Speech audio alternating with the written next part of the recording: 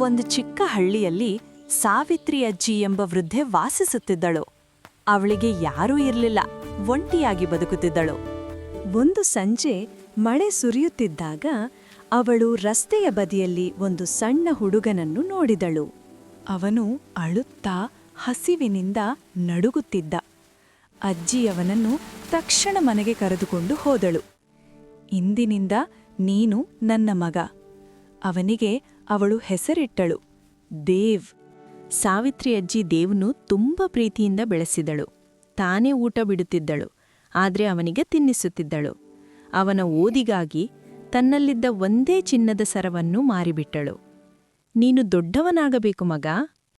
ದೇವ್ ಕೂಡ ಶ್ರಮಪಟ್ಟು ಓದಿದ. ನಂತರ ನಗರಕ್ಕೆ ಹೋಗಿ ದೊಡ್ಡ ಕೆಲಸ ಹಿಡಿದ. ಆದರೆ ನಿಧಾನವಾಗಿ ಅವನು ಅಜ್ಜಿಯನ್ನು ಮರೆತ. ವರ್ಷಗಳು ಕಳೆದವು. ಅಜ್ಜಿ ದಿನವೂ ಕಾಯುತ್ತಿದ್ದಳು. ನನ್ ಮಗ ಒಮ್ಮೆ ಬರ್ತಾನೆ. ಆದ್ರೆ ದೇವ್ ಬಂದಿಲ್ಲ. ಒಂದು ಕರೆ ಕೂಡ ಇಲ್ಲ. ಅವಳ ಕಣ್ಣುಗಳಲ್ಲಿ ನಿರೀಕ್ಷೆ, ಹೃದಯದಲ್ಲಿ ಖಾಲಿತನ. ಒಂದು ದಿನ ಅಜ್ಜಿ ತೀರ್ಮಾನಿಸಿದಳು, ನಾನು ನನ್ನ ಮಗನನ್ನು ನೋಡಲೇಬೇಕು. ಅವಳು ನಗರಕ್ಕೆ ಹೊರಟಳು.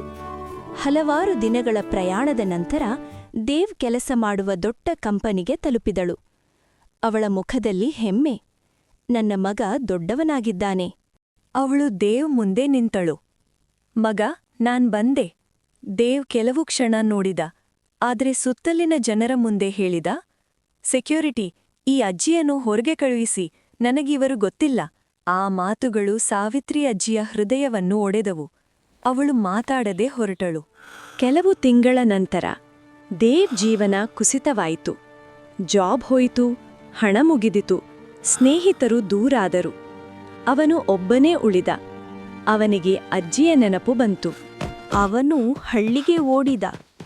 ಆದರೆ ಅಜ್ಜಿ ಈಗ ಇರಲಿಲ್ಲ.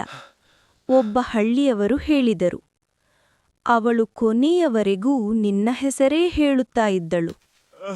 ದೇವ್ ನೆಲಕ್ಕೆ ಕುಸಿದು ಅತ್ತನು. ಅಜ್ಜಿ, ಕ್ಷಮಿಸು. ಆದರೆ ಈಗ ತುಂಬಾ ತಡವಾಗಿತ್ತು. ಈ ಕಥೆಯ ನೀತಿ: ನಮ್ಮನ್ನು ನಿಸ್ವಾರ್ಥವಾಗಿ ಪ್ರೀತಿಸುವವರನ್ನು ಎಂದಿಗೂ ಮರೆಯಬೇಡಿ. ಹಣ, ಹುದ್ದೆ ಎಲ್ಲವೂ ತಾತ್ಕಾಲಿಕ, ಆದರೆ ಸಂಬಂಧಗಳು ಜೀವನದ ನಿಜವಾದ ಸಂಪತ್ತು. ನಿಮಗೆ ಇಷ್ಟವಾದರೆ ಲೈಕ್ ಮಾಡಿ, ಸಬ್ಸ್ಕ್ರೈಬ್ ಮಾಡಿ.